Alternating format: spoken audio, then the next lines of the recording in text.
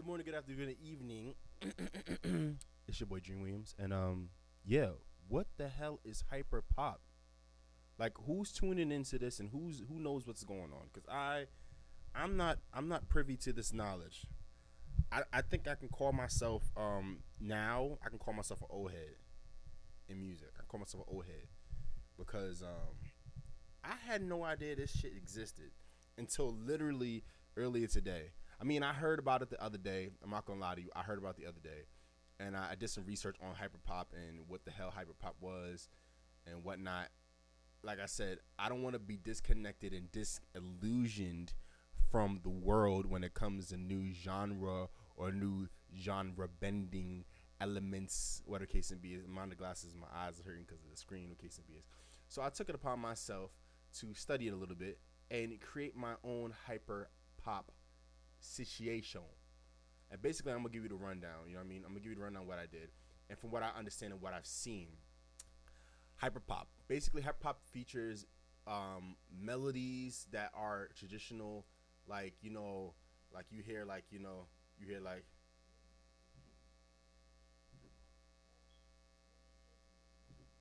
shit like that. You know what I mean? Like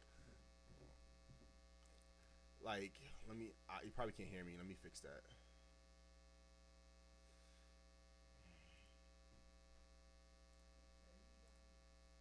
All right, can you hear me now? Yeah, good, good, good. But hyperpop basically features it features those things like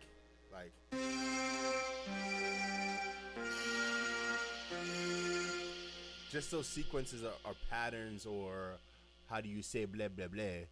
It features those chord progressions that are traditionally used in pop music, but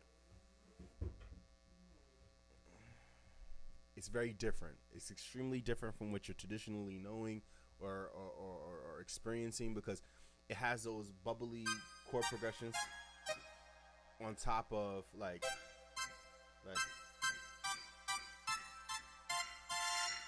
seriously like that, like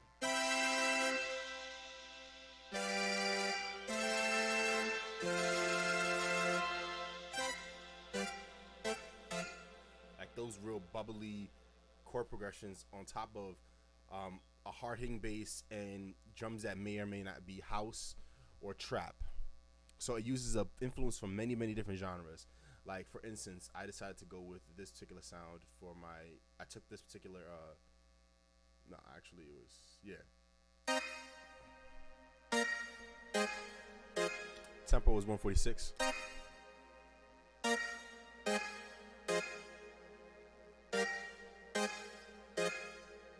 Mm, mm, mm, mm. I took that sound and I mixed it with this, so that's more of like a plucking sound. A plucking sound. I added mad effects to that. I don't think I added any effects. I'm gonna sit here and lie to you guys. I like lying to you guys now. I EQ'd it and I added some reverb to it. That's all I did. Nothing too crazy. And then I doubled it with. I thought that was pretty cool. Like,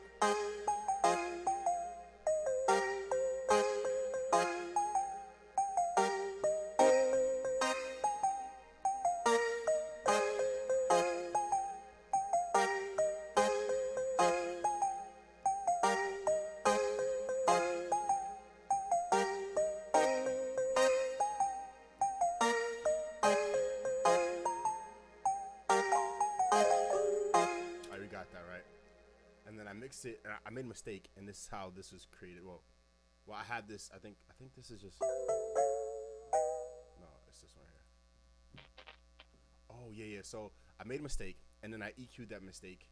So I made a mistake. I found a sound that I liked, but I didn't necessarily like the sound itself. Excuse me.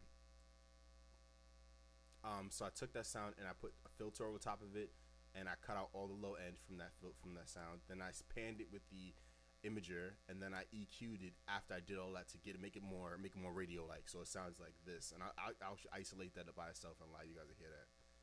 Let's hear it.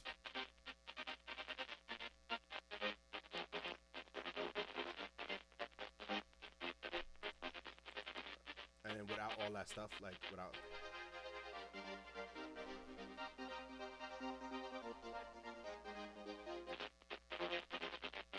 almost acts like a percussive rhythm, and it keeps the flow going. Now I know what I've noticed is that inside hyper pop, they'll have elements like that where it's kind of like flowing, and then they'll take and make their actual kick and drum, the drum. I mean, sorry, kick and drum. The drum and the snare or kick and snare actually be halftime, half of that tempo. So, for instance, you have, like I said, that particular sound, right? And then they'll have like, let's see if this is it. No, that's not right here. Yeah.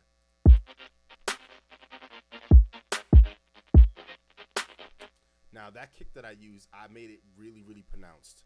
Like it's really up there, and it not necessarily is it always gonna be like in your face. But what I notice is that it it's purely for expression. Really getting into a time period in life where music is actually representing the emotion that it's portraying in some ways. When people are being silly and goofy, they make certain type of music. When people feeling like they're in love or being down, they make a certain type of music. Like this, people have clung to this genre so heavily that they've completely switched their styles. Like I remember hearing Charlie XCX. I don't remember hearing anything before, but now she's doing a lot of this. You got Little Uzi Vert, or is it Little Uzi Vert?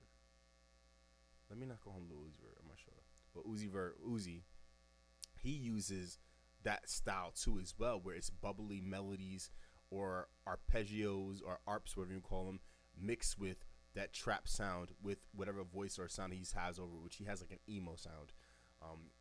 Emo trap kind of sound, not if I could dictate it myself. So you have that,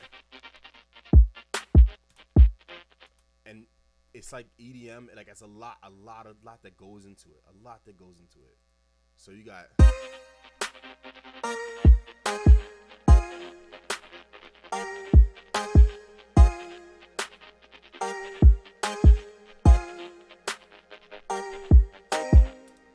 See what I'm saying? So then I added the bass. Now, traditionally, what I've noticed about the bass sounds are that they can be whatever they want to be. They take a personality themselves. So what I did was I took those chord patterns that you see right here.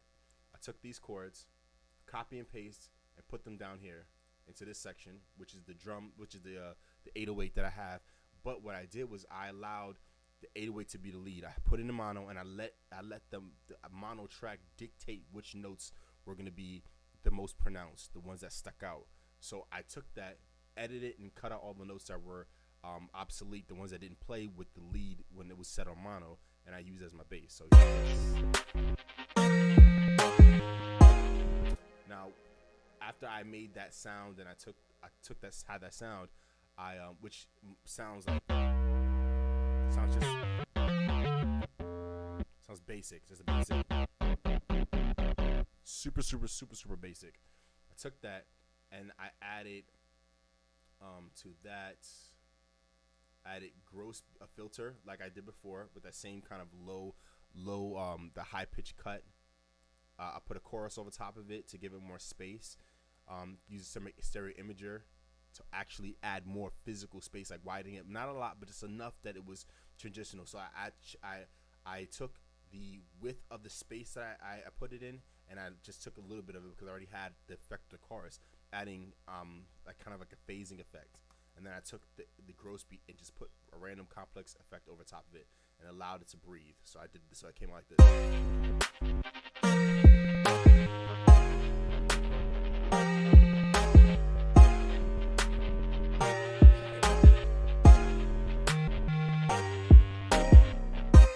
I think that sounds super grungy in a sense. And then I from there I took and I pattern 7. Let's see what's on pattern 7. I'm not gonna lie to y'all. So yeah, I added another bass sign to that just to give it more body.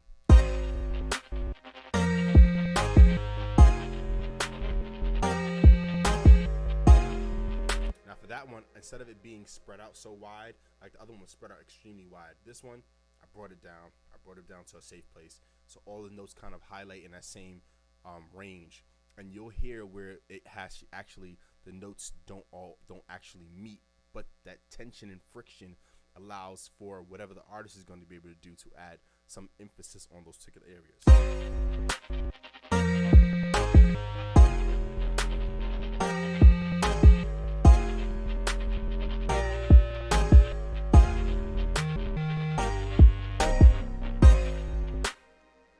sounds super super dope, and I was surprised. I really was surprised. So then I went from there and I added this sound is, I added this just like literally it's a rise. It just decrescendos down. Starts high, comes all the way down, all the way down, all the way down until it hits the low end and it stays there to add more fill in space.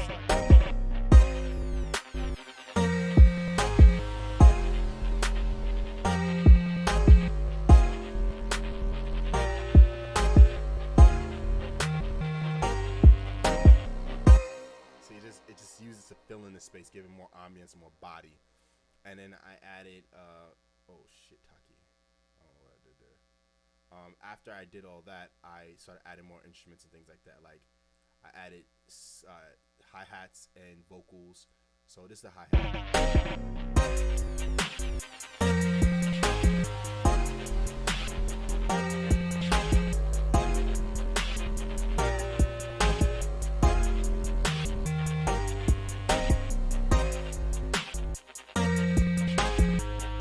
And leading into the chorus or whatever be the pre-chorus, I have this.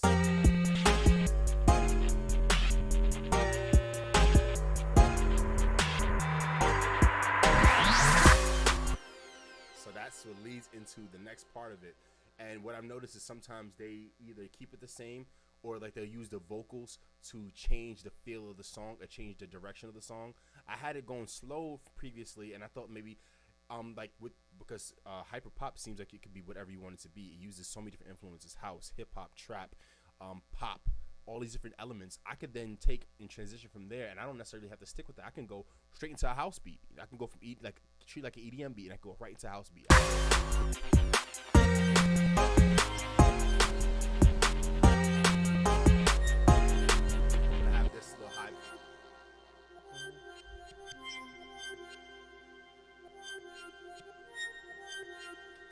Just like say, like just have fun with it. You know what I mean? Honestly, I feel like hyper pop is one of those things you just do it.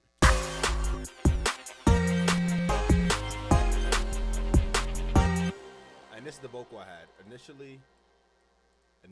I what I did was I recorded on just one single track and just let my voice go wherever, say what I want to say. Doesn't necessarily nothing I say makes any sense throughout the whole entire thing. It means nothing. Okay, nothing. I did that purely just to get the feel of the sound. I'm not gonna lower it down so you can hear my actual voice because, like I said, I ain't say shit. But listen to this track.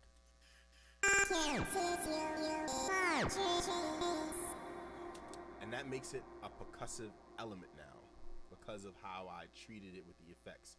Without effects, sounds like this. I can't see you in my dreams. I want to sound emo, so I can't see you in my dreams. I guess that's what I believe emo artists when they sing sound. They kind of have like, oh, I can't see you in my dreams. Like they drop their jaw back and they kind of like sing with their, oh, I can't see you in my dreams. Like their tongue on the bottom of their on the bottom of their mouth, their jaw drop back, and they kind of sing from their diaphragm, their stomach. So, oh, I can't see you in my dreams. You probably didn't want to hear all that. You probably don't even care, but I did that, and then I just pitched up. I can't see you in my dreams. I do not have a pop filter. I did that just like this. I can't see you in my dreams, and then I just added all these random ass effects. So, you have a de-esser, you have a paramedic EQ, which is like I did it really dramatic, so I can get that radio effect. So let me take them off, and I can show you what I did as I did it. So I did this how it sounds. I can't see you in my dreams. I added the de-esser. I can't see you in my dreams. Then I added, and I could have added a soft clipper, you know what I mean? A soft clipper in between there to take care of that little part right there, but it didn't seem like a big deal to me because, like I said, I was going to add effects to it. Then I have EQ. I can't see you in my dreams. You hear the difference? I can't. And then here it is. I can't. so it has that kind of like a radio effect, right? Then I added a picture to make sure my notes are right. I can see you in my dreams. Acts almost like an how do you say it a tune? Yes. Then I added another EQ. This is like the really dramatic EQ though. Like I just analyze it. I can see you in my dreams. And this thing basically ignored what I did with the paramedic EQ. But I don't care. The added compressor to raise it up. I can see you in my dreams. Well, I can to give it more gain. Add the gross beat, and what I did with the gross beat, I picked another random sample. I can see you in my dreams. I like that, and then I added reverb to everything. I can see you in my dreams. And what I did with that reverb, which you probably gonna make you real uncomfortable, but I opened up the wet a lot more, and I turned that decay like halfway. Like it's a big delay. I'm gonna turn it down a little bit. All right, and then with all of that being said, this is what it sounds like.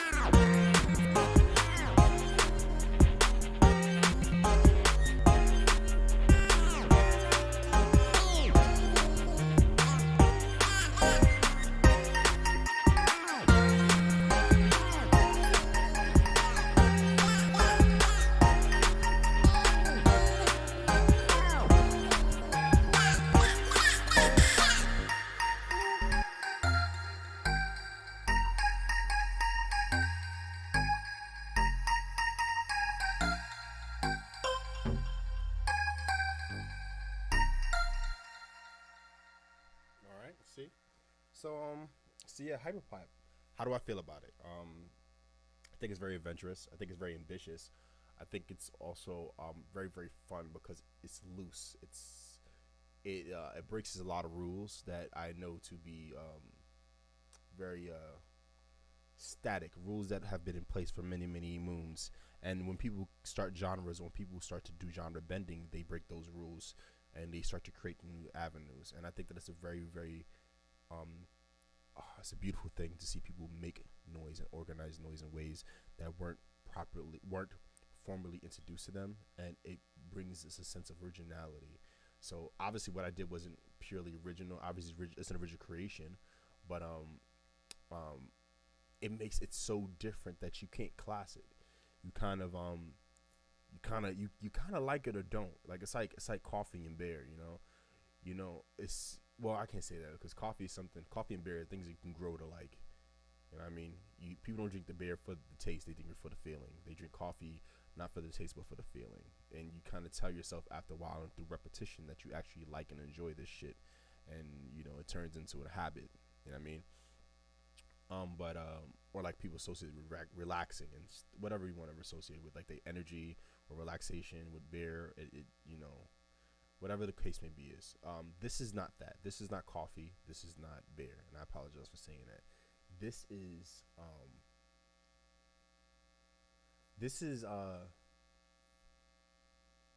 I'm trying to think of something that's so severe. It's like I can't even say that because a lot of things you could do repeatedly and you can grow to like them. Um, I feel like it's one of those things like initial fear, like skydiving or getting shot. You know, like it's not always fun the first time.